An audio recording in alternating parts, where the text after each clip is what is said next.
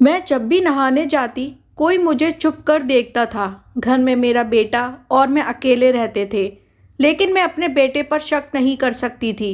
एक दिन अचानक मैं अपने बेटे के कमरे में गई। उसका मोबाइल देखकर मेरी चीख निकल गई। उसने तो मेरी अब सुनिए मेरी कहानी।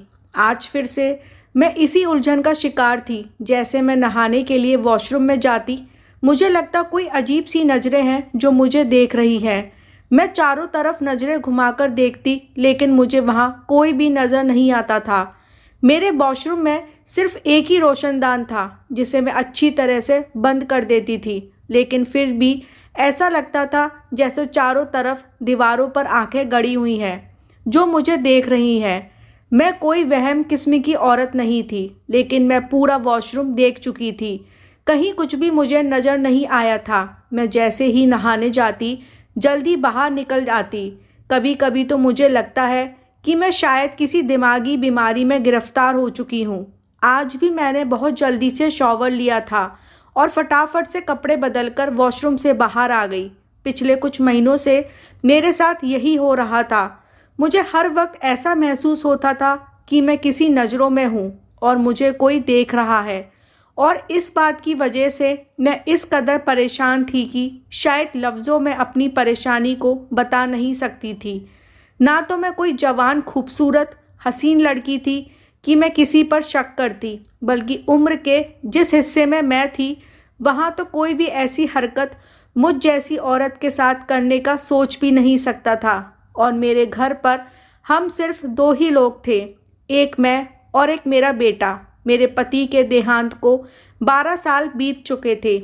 मेरे पति की किराए की दुकान थी और इसी किराए से हमारा गुजारा हो जाता था। अब तो मेरा बेटा नौकरी भी करने लगा था। वो सुबह को ऑफिस जाता तो शाम को ही वापस आता। पूरा दिन घर में मेरे अलावा कोई नहीं होता था। नौकरानी भी आती और काम करके चली जाती। फिर ये कौन सी नज़रें थी जो हर वक्त मेरा दीदार करती थी। मुझे लगता है कि जैसे मैं किसी नज़रों के जाल में फंस चुकी हूँ। कोई हर पल मुझे देखता है और जब ये नज़रें वॉशरूम में मुझ पर उठती हैं तो मुझे एक अजीब सी उलझन होती है। मैं अपनी तकलीफ़ को बयां नहीं कर पा रही थी कि मैं किस तकलीफ़ से गुज़र रही हूँ, क्योंकि मेरे सामने कोई न था। और ये एक ऐसी बात थी कि मैं अपने बेटे से भी इसका जिक्र नहीं कर सकती थी। वो मेरे बारे में क्या सोचता, मेरी बात को कैसे लेता। शाम को जब मेरा बेटा मोहित ऑफिस से वापस आया तो मैंने खाना गर्म करके सामने रख दिया। मैं किसी गहरी सोच में थी जब मेरे बेटे ने कहा कि आप किन सोचों में गुम हो। इसकी आवाज़ पर मैं चौंक गई थी। मैंने नहीं, मैं सिर हिला दिया। मैं इसे क्या बताती जो बात मुझे खुद भी ठीक से पता नहीं थी। बहरहाल मेरे बेटे का रवैया मुझसे उखड़ा ही रहता था। मैं इससे हमेशा बात करते हुए हिचकिचाती थी।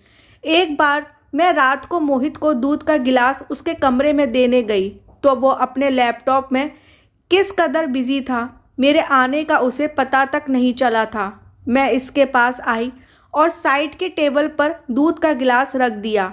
इससे पहले कि मैं वापस पलटी, उसके लैपटॉप पर जो मंजर दिखा, मेरी तो रंगत ही उड़ गई थी कि फ़ौरन ही मोहित लैपटॉप बंद करने लगा। मुझे देखकर कहने लगा, ये क्या तरीका है किसी के कमरे में आने का? आपने दरवाजे को बजाया क्यों नहीं? मैं एकदम से घबरा गई। मैंने माना ये मेरी गलती थी, मुझे दरवाज़ा बजाकर आना चाहिए था, लेकिन वो मेरा बेटा था, इसलिए मैं यूं ही चली गई, लेकिन ये नहीं जानती ये सब कुछ। बहरहाल मैं कमरे से बाहर निकलकर अपने कमरे में आ गई। अपने बेड पर बैठकर अपने दोनों हाथों से अपना सिर पकड़ लिया। मेरे दिमाग में अलग अलग ख्याल जो आया, उसने मेरी रूह को हिलाकर रख दिया था। मुझे ऐसे नहीं सोचना चाहिए, वो मेरा बेटा है, ऐसे कैसे कर सकता है? मेरा दिमाग ऐसे सोचने पर मजबूर हुआ था। मेरी आंखों से तकलीफ़ के आंसू बहने लगे थे। जो कुछ मेरे दिमाग में घूम रहा था, इसे सोचना भी मुझे पाप लग रहा था। मैंने खुद को झटका और समझाया कि नहीं, ऐसा मुमकिन नहीं है। कोई भी बेटा अपनी माँ के साथ ऐसा सब नहीं कर सकता। लड़के इस उम्र में ऐसी गलत चीज़ देख लेते हैं, लेकिन इसका मतलब वो नहीं जो मैं सोच रही हूँ। बड़ी मुश्किल से मैं खुद को नॉर्मल किया था। एक दिन मैं छत में धुले हुए कपड़े फैला रही थी कि जब सामने घर की छत पर से मुझे लगा कि किसी कमरे की फ्लैश मुझ पर पड़ी है। मैंने हैरानी से पलट कर देखा। किसी की परछाई सी नजर आई, जैसे वहाँ कोई खड़ा मुझे घूर रहा था। मगर जैसे ही मेरी नज़र पड़ी, ऐसा लगा कोई वहाँ से एकदम पीछे हटा हो। मैंने गौर से देखने की कोशिश की, लेकिन सामने की छत मुझे इस वक्त खाली नज़र आ रही थी। लेकिन मुझे पूरा यकीन था कि कुछ देर पहले कोई वहाँ खड़ा मुझे ही देख रहा था। किसी ने शायद अपने मोबाइल से मेरी तस्वीर ली थी। मेरा दिल बुरी तरह से धड़कने लगा था। इस मोहल्ले में आए हुए हमें कुछ ही महीने हुए थे और जब मैं इस घर में आई थी, मैं परेशान होकर रह गई थी। मुझे हर वक्त यह महसूस होता था कि मैं किसी की नज़रों में हूँ और कोई मुझ पर ध्यान दे रहा है। आसपास के मोहल्ले में मैं अभी तक किसी से भी मिल नहीं पाई थी। कुछ मेरा नेचर भी अलग रहने का था और मेरा बेटा भी शक्की मिजाज का था। मोहल्ले में आते ही इसने मुझे कहा था कि आपको ज़्यादा मोहल्ले में मेल जोड़ बढ़ाने की ज़रूरत नहीं है, बस अपने घर पर ही रहा करो। मोहित मेरा सौतेला बेटा था। बहुत कम उम्र में ही मेरे माँ बाप ने मेरी शादी मोहित के पापा से कर दी थी, क्योंकि मैं एक गरीब लड़की थी। मोहित के पापा मुझसे 20 या 22 साल बड़े थे। मेरी शादी को 8 साल ही गुजरे थे कि पति भी चल बसे। मैं 17 साल की थी जब मेरी शादी हुई थी और 25 साल की उम्र में मैं विधवा भी हो गई थी। पति के देहांत को अभी 12 साल गुजर गए थे। मैं देखने में अभी भी जवान ही लगती थी। अक्सर कहीं हम माँ बेटे जाते तो लोग मेरे बेटे से यही कहते थे कि शायद मैं इसकी बड़ी बहन हूँ, और यही वजह थी कि मोहित को मुझसे एक तरह की चिढ़ हो चुकी थी। वो मुझे घर से बाहर नहीं निकलने देता था। मुझे हल्के कलर के कपड़े बनाकर देता था। कहता था कि आप मेरे बाप की विधवा हैं, मुझे इसी रूप में अच्छी लगती हैं। मैंने बिल्कुल सादा लिबास अपना लिया था। हर वक्त जब भी मोहित घर पर आता तो घर को एक अजीब नज़रों से देखता, जैसे कि इसके पीछे मैं घर पर किसी को बुलाती हूँ। चारों तरफ घर में नज़रें दौड़ाता था। कभी मेरे कमरे में चला जाता, पूरे घर को ऐसे देखता जैसे कुछ ढूंढ रहा हो। जब मैं पूछती तो कहता, कुछ नहीं, अपने काम से काम रखा करो। मैं नहीं जानती थी कि इसके साथ क्या मसला था, लेकिन इस वक्त वही मेरा सहारा था, बेटा भी था, और मैंने हमेशा उसे ही बेटा समझा था। इसलिए खामोशी से इसका रवैया बर्दाश्त करने पर मजबूर थी, क्योंकि मोहित के अलावा मेरा कोई दूसरा सहारा ना था। बहरहाल मैं अपनी ही उलझन का शिकार थी और ऊपर से बेटा भी शक्की मिजाज का था। अभी मैं ये मामला हल भी नहीं कर पाई थी कि एक नई मुसीबत आ गई थी कि बराबर वाली छत से कोई मुझे देखता था और मेरी तस्वीर भी ली थी। कहीं यही शख्स तो मुझे वॉशरूम में मेरे दिमाग में आने वाली इस नई सोच से मुझे फिर से हैरानी में डाल दिया था। मैंने फिर से खुद को झूठी तसल्ली दी थी, क्योंकि मैं वॉशरूम का कोना कोना देख चुकी थी। कोई ना कोई तो कोई कैमरा लगा था, ना कोई ऐसा सुराग कि कोई झांक सके। जो भी था, लेकिन यूं किसी का छत पर मुझे देखना एक गलत ही हरकत थी। एक बार मेरे घर के दरवाजे पर दस्तक हुई। मैं इस वक्त किचन में खाना बनाने में बिजी थी, क्योंकि मोहित के ऑफिस के आने का वक्त था। मुझे लगा शायद वो आ गया है, लेकिन मैंने जैसे ही दरवाज़ा खोला तो एक 28 साल का नौजवान मेरे सामने खड़ा था। तकरीबन मोहित की उम्र का था। मुझे देखकर मुस्कुराने लगा। इसके हाथ में बिरयानी की प्लेट थी। कहने लगा कि मैं पड़ोस से आया हूँ, आप लोग शायद नए इस घर में शिफ्ट हुए हैं, इसलिए माँ ने कहा कि पड़ोसियों के यहाँ बिरयानी दे आओ। मैंने इसके हाथ से प्लेट पकड़ी तो वो अंदर आने के लिए कदम बढ़ाने लगा, लेकिन मैं इसके सामने खड़ी हो गई। मैंने कहा, बेटा तुम यहीं खड़े रहो, मैं तुम्हें खाली प्लेट वापस करती हूँ। ये सुनकर तो वो हैरत में आ गया। कहने लगा कि मैं इतना भी छोटा नहीं हूँ कि आप मुझे बेटा कहें, आप मुझसे बस कुछ ही साल तो बड़ी होंगी, इसलिए मुझे बेटा बेटा मत कहें। कि इसकी बात सुनकर तो मैं इसे हैरत से देखने लगी थी। मैंने कहा कि मेरा बेटा भी तुम्हारी ही उम्र का है। ये बात सुनकर उसने पूरी आंखें फैलाकर मुझे देखकर कहने लगा, वो लड़का आपका बेटा है? मैं तो समझा कि आपका छोटा भाई है। ये कहकर वो बड़े ही आराम से घर के अंदर दाखिल हो गया। मैं तो उसे देखते ही रह गई थी। मोहित के आने का वक्त भी हो गया था, इसलिए मेरा दिल डर के मारे कांपने लगा था। वो लड़का बड़े खुले मिजाज का था। कहने लगा, आपका नाम क्या है? मैंने कहा, तुम्हें क्या मतलब, तुम मुझे आंटी कह सकते हो। इस बात पर उसने अपनी दोनों भावें ऊपर की। कहने लगा कि नहीं जी, आप इतनी भी बुड्ढी नहीं हो कि मैं आपको आंटी कहूँ। अच्छी खासी खूबसूरत और जवान है। मैं तो आपको आपके नाम से ही पुकारूंगा। यकीनन वो भी आपकी तरह बहुत खूबसूरत होगा। इससे पहले कि मैं इसकी इस तरह के ऐसे अंदाज पर गुस्सा करती, कहने लगा, चलो नाम ना बताओ, एक कप चाय ही पिला दें, पड़ोसियों का भी कुछ हक होता है। ये कहकर वो कमरे पर रखी कुर्सी पर आराम से बैठ गया। मैं किचन में आ गई, जल्दी से प्लेट खाली की, गैस पर चाय रखी। मेरा दिल इस वक्त घबरा रहा था कि कहीं मोहित आ गया तो न जाने किस नज़रों से मुझे देखेगा, क्या सोचेगा। वो खाली घर को भी देखता है जैसे कोई घर में छुपा बैठा हो। जल्दी जल्दी मैंने एक कप चाय बनाई और इस लड़के को दी। मैंने कहा कि अपनी माँ से थैंक्स कहना और चाय पीकर बाहर जाते हुए दरवाज़ा बंद कर देना, मुझे ज़रा किचन में काम है। ये कहकर मैं किचन में रोटी बनाने चली गई, क्योंकि मोहित किसी भी वक्त पहुंचने वाला था और मैं इस लड़के से ज़्यादा बातचीत करना नहीं चाहती थी। 10 मिनट बाद ही खाली कप इस लड़के ने किचन के दरवाजे से मुझे अंदर पकड़ा दिया। कहने लगा, चाय भी आपकी तरह बहुत ही मीठी थी। बहुत बहुत शुक्रिया। मैं फिर आपसे फुर्सत से मिलूँगा और अपने घर वालों को भी लाऊंगा। ये कहकर वो घर के दरवाजे से बाहर चला गया और दरवाज़ा भी जाते हुए बंद कर गया। मैं तो इसकी बातें सुनकर चकरा कर रह गई थी। अभी मैं इस लड़के की बातों के बारे में ही सोच रही थी कि जब दरवाजे पर बड़ी ज़ोर से दस्तक हुई। मैं तो बुरी तरह काँप गई थी। जल्दी से किचन से बाहर आई और मैं दरवाजे के पास पूछने लगी, कौन है? मोहित की बड़ी गुस्से वाली आवाज़ मुझे सुनाई दी थी। कहने लगा, दरवाज़ा खोलो, मैं हूँ, दरवाज़ा खोलो। तो बड़े गुस्से से घर में दाखिल हुआ। मुझे कहने लगा, घर से बाहर कौन निकल रहा था? मोहित की आंखें इस वक्त न जाने किस वजह से लाल थीं। वो बहुत ही गुस्से में था। मेरी जवान न चाहते हुए भी वो लड़खड़ा रही थी। मैंने कहा, कोई पड़ोसी लड़का था, बिरयानी लेकर आया था। वो मेरे करीब आकर खड़ा हो गया, मेरी आंखों में आंखें डालकर कहने लगा कि किससे पूछकर दरवाज़ा खोला था आपने?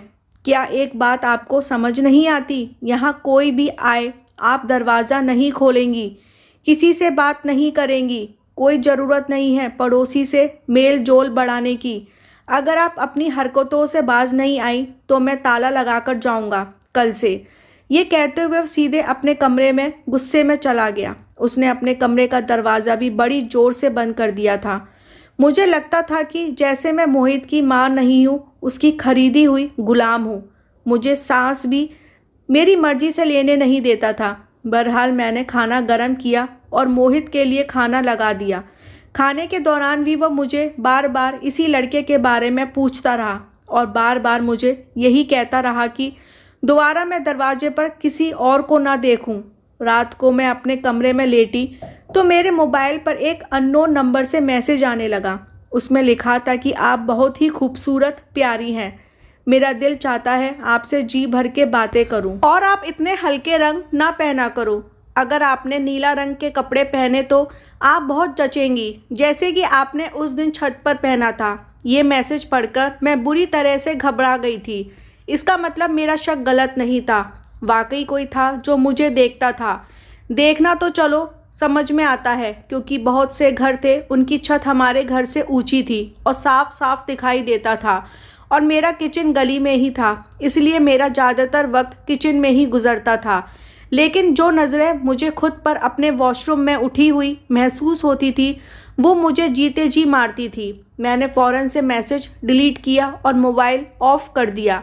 मैंने इस वक्त पसीने से डर चुकी थी। मुझे अजीबोगरीब सी घबराहट होने लगी थी।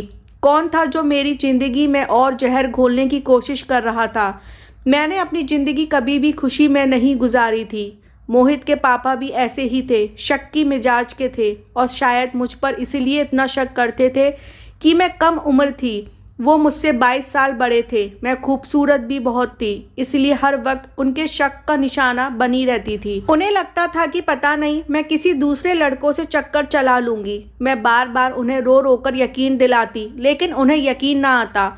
वो हर वक्त मेरे साथ किसी साए की तरह ही रहते थे और जब वह बीमार रहने लगे तो सारी जायदाद मोहित के नाम कर दी और उसके कान में बस यही भरते रहे कि इस औरत का ख्याल रखना, इसे कभी घर की मलकियत ना देना, इसे पैसों से मोहताज रखना, कहीं ये भाग ना जाए, खूबसूरत है, इससे कोई भी शादी कर लेगा और तुम अकेले बेसहारा रह जाओगे। मैं चाहता हूँ सारी ज़िंदगी ये मेरे नाम पर ही गुजारे, सारी ज़िंदगी तुम्हारी माँ बन के रहे। ये वो आखिरी अल्फाज थे जो मेरे पति ने मेरे बारे में अपने बेटे के दिमाग में किसी जहर की तरह भरे थे, और वही जहर अब मोहित मेरे साथ उबलता रहता था। उसने कभी भी मेरी इज्जत माँ की हैसियत से नहीं की थी, मुझे कभी अपनी माँ की जगह भी नहीं दी थी। मैं बस इसके बाप की दूसरी बीवी थी। एक रोज़ मैं किचन में काम कर रही थी कि अचानक से मेरे दुपट्टे पर आग लग गई। मैं चिल्लाती हुई छत पे आ गई और जैसे ही मेरी चीख तेज हुई, बराबर वाली छत पर वही नौजवान खड़ा था। मुझे चिल्लाते हुए देखा तो फौरन से नीचे उतरा और अपने घर की दीवार लांघकर मेरे घर में आ गया। उसने फौरन से मेरा जलता हुआ दुपट्टा दूर फेंका। मैं बुरी तरह से जल जाती। मैं इस वक्त बहुत घबराई हुई थी। इस नौजवान ने फौरन से सामने रस्सी पर पड़ी चादर उतारकर मुझ पर लपेट दी। मुझसे पूछने लगा कि मुझे कहीं नुकसान तो नहीं पहुंचा। मैं बहुत ज़्यादा डरी हुई थी कि अचानक इस वक्त मेरे घर का दरवाज़ा खुला था। सामने मोहित था। इस वक्त लड़के को मेरे पास खड़ा देखकर गुस्से के मारे मेरे पास आया और इस लड़के का गिरबान पकड़ लिया और इससे गुस्से से पूछने लगा, कहने लगा, तुम्हारी हिम्मत कैसे हुई घर में आने की? मैंने कहा, मोहित इसका गिरबान छोड़ो, इस लड़के ने तो मेरी जान बचाई है। मेरे दुपट्टे में आग लग गई थी, हालांकि अभी छत में मेरा गिरा हुआ दुपट्टा जल रहा था। मेरी बात सुनकर उसने गुस्से भरी नज़रों से मुझे देखा, कहने लगा, तुम चुप रहो, समझी? तुमसे तो मैं बाद में बात करूंगा। इस तरह के हथकंडों से किसी और को बेवकूफ़ बनाना। मुझे ये कहकर इस लड़के का गिरबान पकड़े हुए कहने लगा, तुम जिस मकसद के लिए यहाँ आते हो ना, मैं कभी पूरा नहीं होने दूंगा। मैंने कहा, मोहित तुम गलत समझ रहे हो, मैं माँ हूँ तुम्हारी, क्यों मुझे इन बातों से जलील कर रहे हो? मैं रोने लगी। इस लड़के ने एक झटके से अपना गिरबान मोहित से छुड़ाया और कहने लगा कि मैं इंसानियत के नाते यहाँ पर आया था। उनका दुपट्टा जल रहा था, उनको आग लग सकती थी, मेरा और कौन सा मकसद हो सकता है? अपनी घटिया सोच अपनी हद तक ही रहो तो सही होगा। मोहित इस लड़के से कहने लगा था कि क्यों, क्या ये तुम्हारी माँ लगती है?